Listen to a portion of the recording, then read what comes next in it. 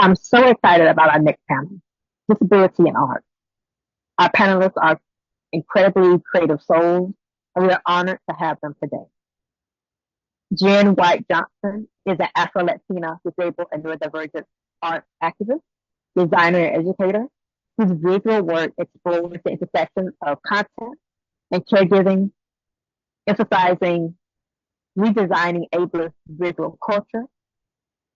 Jen has presented her disability justice activist work and collaborated with brands and art spaces across print and digital media, such as Coachella and Adobe. Stephanie Williams, a graduate of the University of Illinois at Chicago, has made a remarkable journey from a scientist to a comic book creator. Her imaginative storytelling has been captivating readers, and she has an impressive portfolio of titles to her name. These include Nubia and the Amazon, an empowering tale, Nubia, Queen of the Amazon, a regal adventure, and Wakanda #1, an action-packed comic. She has explored the mythical world with magic, planeswalkers, noble #1, and used her research skills in her latest book, Strange and Unsung All-Stars of the DC Multiverse. Arielle Gray is a journalist, writer, and artist currently based in Boston. She is a reporter at WBUR, Boston's NPR station, where she covers Black and Brown communities through the lens of art and culture. Her work examines the spaces between her various identities, queer, disabled, and neurodivergent, defines spaces and places of possibility and creation.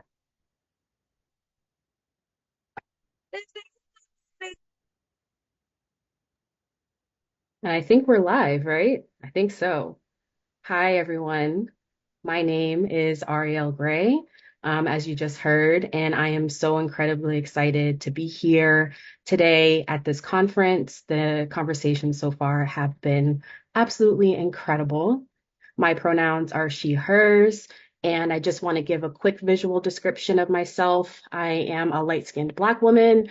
My dark hair is pulled back into a bun. I'm wearing gold hoop earrings, beige headphones, a brown and beige patterned top, and you can see a large green plant behind me. So today we are talking about disability in art, and I'm just really, really pumped to be in the room with you two. You two are so dope. So I just want to introduce our panelists, Jen White Johnson and Stephanie Williams. I think I'll have each of you kind of introduce yourselves, give your pronouns, and then a quick visual description. So Jen, why don't we go ahead and start with you? Hi, everyone. Greetings, greetings, greetings. I'm so excited to hold space with everyone today. I'm Jen White Johnson. I'm joining you from the tribal lands of the Piscataway people here in Baltimore, Maryland. And I'm in my studio currently, like my small little space where I create zines and prints, and I have like prints behind me. One print that says "I get in good trouble," and then another print that says "Black Lives Continue to Matter," that have been printed from a variety of like amazing friends who are in the Black design space, specifically working with like letterpress and screen printing. And just a quick visual description of myself. I'm a light skinned Afro-Latina woman. My pronouns are she, they. And I'm wearing a shirt that has a Black power fist that says "Black Disabled Lives Matter," that I designed in 2020 in solidarity with the Black disability community in terms of making sure that Black disabled artists and designers and advocates weren't being erased or co-opted within the activist community or within the organizing community. So a lot of the work that I do really centers advocacy and showing up and what community organizing with art as the helm of the conversation. So I thank y'all so much for having me today. All right. And again, I am Stephanie Williams. She, her are my pronouns. Physical description of myself. I have boho braids. I am brown skin, maybe a sienna, somewhere in there. I'm wearing a hunter green sweatshirt because it's comfortable. And as far as my background, if you are familiar with the X-Men at all, I am in the X Mansion in the basement where they train. So it's kind of like this blue futuristic looking background. And as far as the work that I do, again, like I am a comic book writer, someone who has always advocated for marginalized voices, including queer, Black, disabled, those that just don't get a chance to get heard in these major spaces. So that is just some of the work that I do. Thank you both for those introductions. I always think it's more interesting, or it's nice to hear from people how they define themselves. So thank you both for that. And just want to go ahead and get started. Disability in art is like a really broad topic, and there are so many different ways that we could enter this conversation. There are so many different intersections, right? But for this conversation, we'll kind of start broad and then zoom in into each of your professions and what it is that you do. And for me, I was wondering, when COVID started, I saw a lot of art spaces and organizations kind of start to take some steps towards being a little bit more accessible, offering things like virtual programming and things like that. And now I'm noticing that this trend is kind of dying and that virtual options are not really something that's being often offered, at least as much as it was at the beginning of COVID. And so I was wondering for the two of you in your respective spaces, what are some improvements that art spaces, organizers, organizations, institutions, what are some improvements that they can make when it comes to accessibility? So for me, I go to a lot of conventions. So when COVID happened, they turned them into virtual conventions, which was great, right? Not only did that just make things a lot accessible to folks who probably couldn't travel, but it just made it much more comfortable. When you're in these spaces, you're having to travel.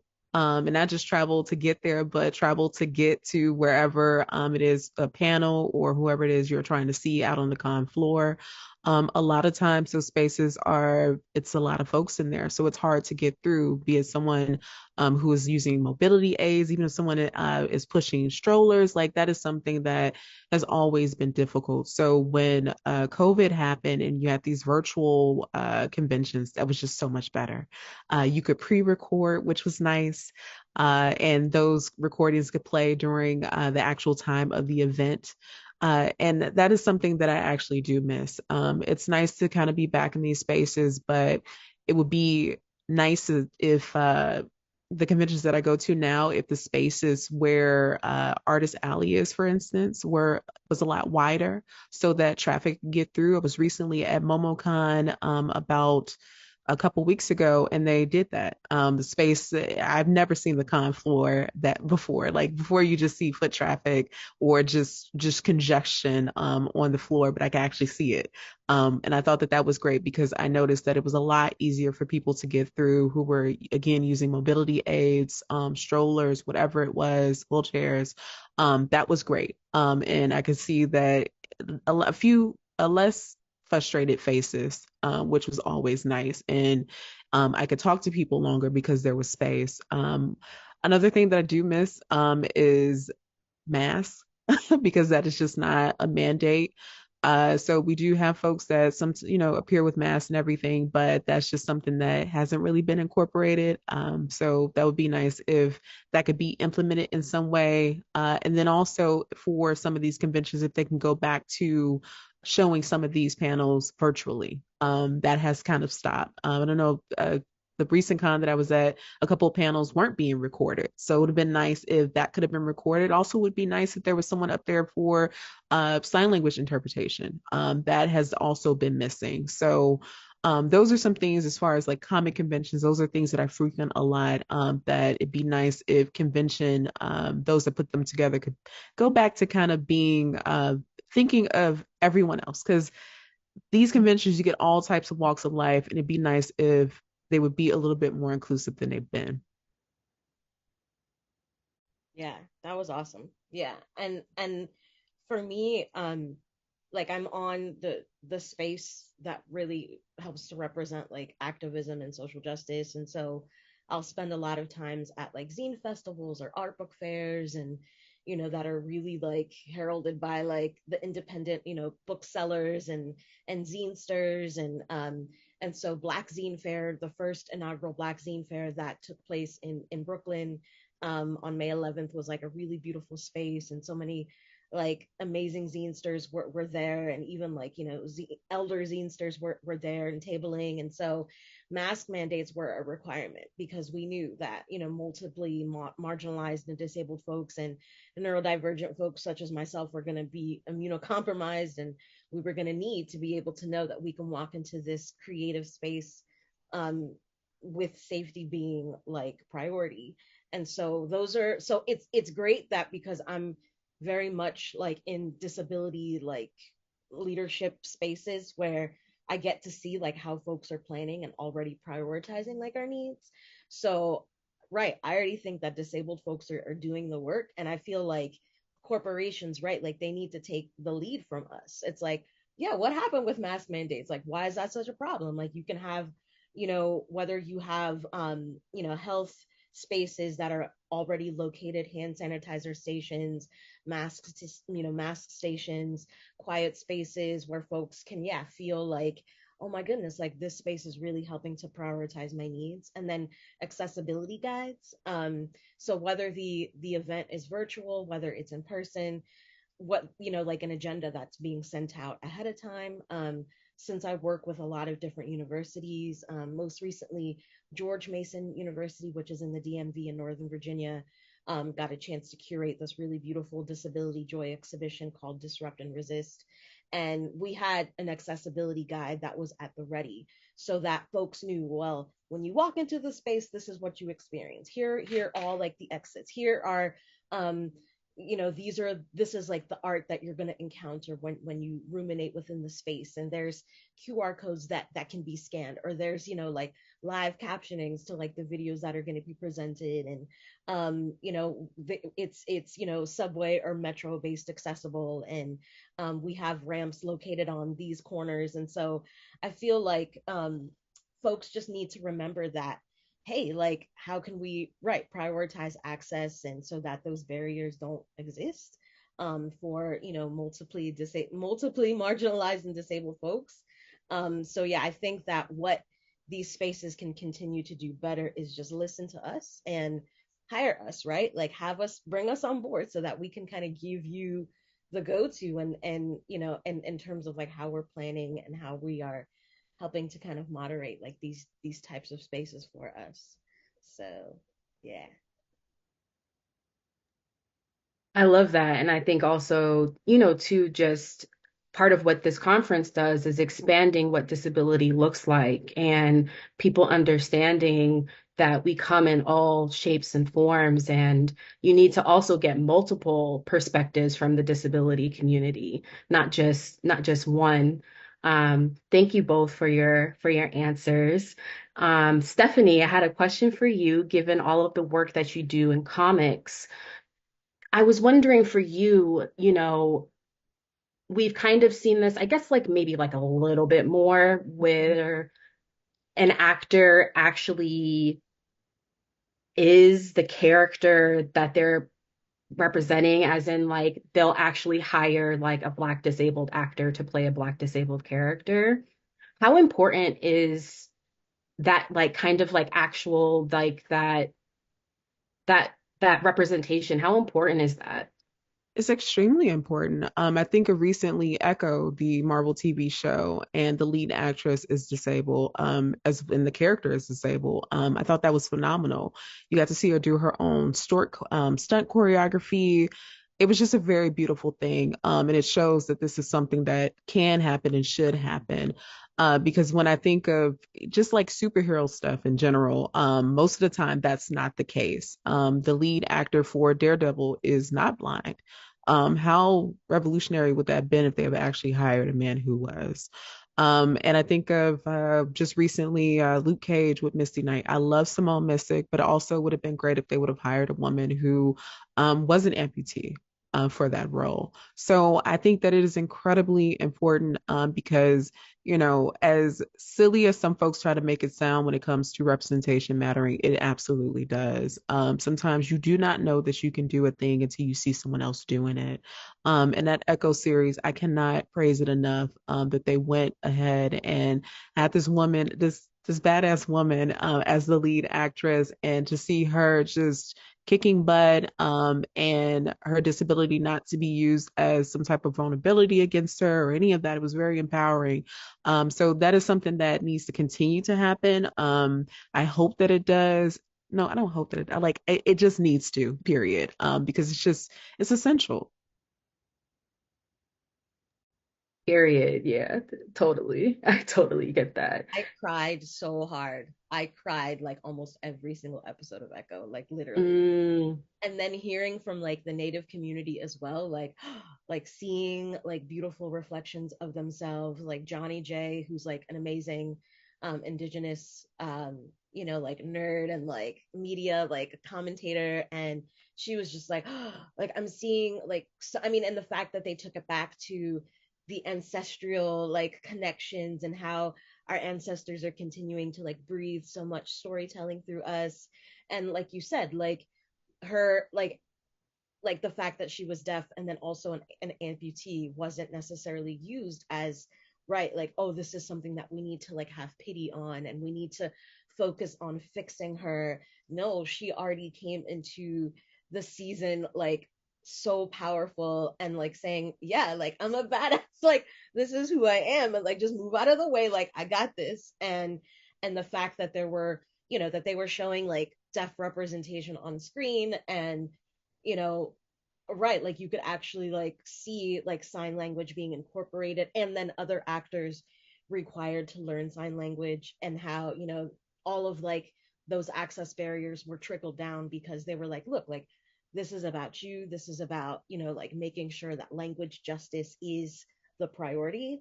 And so if these actors and these like all these production assistants have to learn how to sign, beautiful. And then I think even like Alakwa Cox's character even like said that in like she said that to like one of the other characters, like the fact that you never even bothered to learn my language, the fact that you never even bothered to learn how to sign to me, like you built this technology where like there was like this AI like visual like ASL, and it's like I'm sorry, but that was lazy. Like just learn the language. Like that's language justice. So I'm so glad that like this is such a great question to dive into representation of just like folks of color and how powerful we are to tell our own stories, period. and visuals are so important. And that brings me to the work that you do, Jen. A lot of the work that you do is with, zines or signage or the signs that we see in everyday life. And I'm wondering, a lot of your work does center Black disabled joy. And I, want to hear from you about, why that's important to you and what some of the work that you're doing right now, how that ties into it. Yeah, and I'm just so happy that Stephanie and I, that we both have like this really beautiful platform, because yeah, I mean it's still very much legal to pay black disabled women $2.13 per hour in terms of sub minimum wages. And a lot of that is because we are, if we don't necessarily have like our own art and our own kind of avenues to like navigate through ableism and systemic and structural ableism within the corporate workspace, then we're then our disabilities, right, are used as an excuse to say, well, you can't necessarily operate the way that a quote unquote normal occupant or normal employee can operate. So that means that we can pay you less because you're not going to be putting in the hours, you're not going to be putting in like the like this standardized like ableist kind of schedule. And so that's why like we use the art and the storytelling to kind of make our own lanes. And so that's why the zine making and the photography and the curatorial practice work within gallery spaces within the community, curating disabled shows and making sure that disabled artists have the opportunity to like showcase their work and or to like publish. And I mean, those spaces are very like important and centralized to the work that I do. So if it's, you know, 33% of like kids lit from the main character perspective, and I know Stephanie, you're familiar with this data, it's like are white in terms of like main character vibes, you know what I mean? And then we have like a mere 10% of Black and brown representation, and then 4 represents like the queer and like disabled spaces, and then only a 2% represent indigenous spaces, right? In terms of who kids are seeing, how they're seeing themselves reflected within media, right? Within like the stories that are supposed to make sure that they feel seen, right? That they feel valued, that they feel like, wow, like, you know, the society, like this nation, like on a global scale cares about the way that I'm valued, right? And so that's why, you know, Knox Rocks, like, like essentially like a love letter to the autistic community, to the neurodivergent community, to the disabled community, was important, that I felt like I had to just literally like give. And essentially it was just a photo zine telling my own son's autistic journey from age 1 to 6.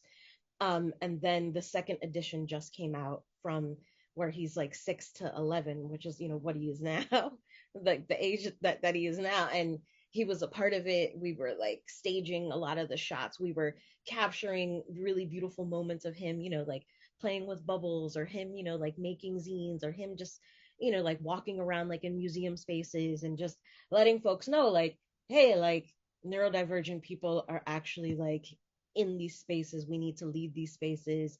We should be allowed to take up space, right?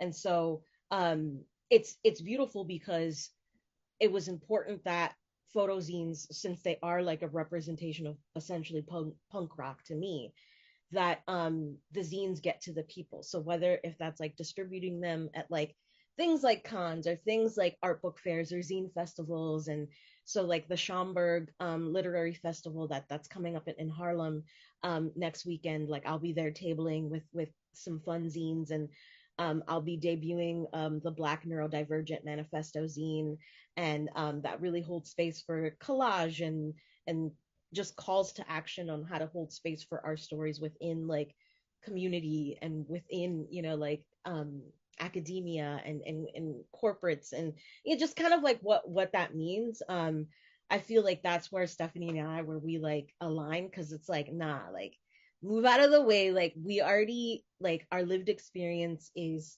our empowerment like opportunities, and we already know how to tell the story. So just give us that agency, you know. Mm, yes. Yes. Unfortunately, we are out of time, which makes me so sad. I know we're out of time. But we're going to head into a break, and the DJ will play some music for everybody watching. And thank you so much to Jen and Stephanie for joining today and sharing your stories with us. It was short, but I will cherish this. Too short. We'll have to curate our own panel, Stephanie. Yes, absolutely. I'm just happy I got to meet both of you. Likewise, likewise. Thank you. Thank you both.